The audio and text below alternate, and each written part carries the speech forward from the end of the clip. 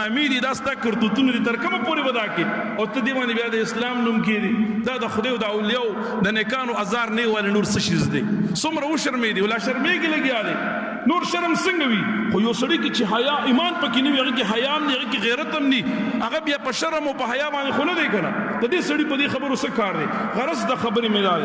زه تاسو صرف دا وایم چې د کیمرې په سترګه یو سړی دومره بې حیا راځي نو په ایمان وای د کیمرې د سترګې نه اخوا به د کې څومره بې حیايي پرته وي سوچو کوي کنه یار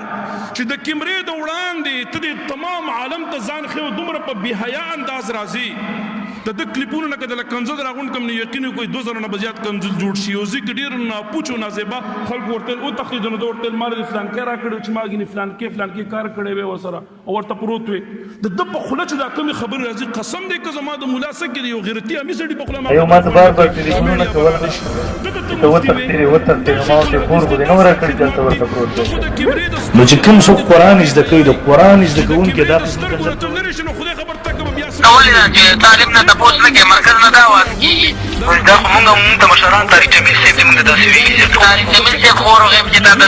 نو چې کوم څوک قران زده کوي د قران زده کوونکي دا قسم کله خې طرف ته کینه ولي کله ګس طرف ته کله به ور سره ور کې رواني او کله ور سره بو کې رواني او کله ور سره پتیاره کې نو داستا خدمات دي ته موږ ته دا پیش کې دا ته دین د لپاره خدمت کړې دي الله تعالی دې په دې خدمات باندې ستا خو وسته کې دا خو حنفیت شرمولو ظالمت تا خو غسل دیوبندیت شرمولو ته دا سموي چې ما خدمات کړې دي ما بدنامي جوړ کړې دي چې کوم زید تلې مناظره دي کړې دي الته غول لړلې دي الته دي کار کتلې دي الته دي فساد جوړ کړې دي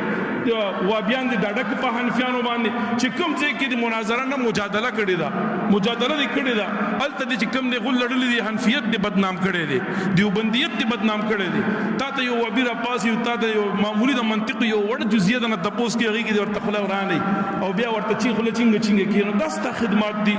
ته دې باندې فخر کې ته په دې نازيږي داسې خدمت توفیق خو دې الله په دې عالم اسلام کې چاته ورنه کې امین په وای داسې توفیق خو دې الله چاته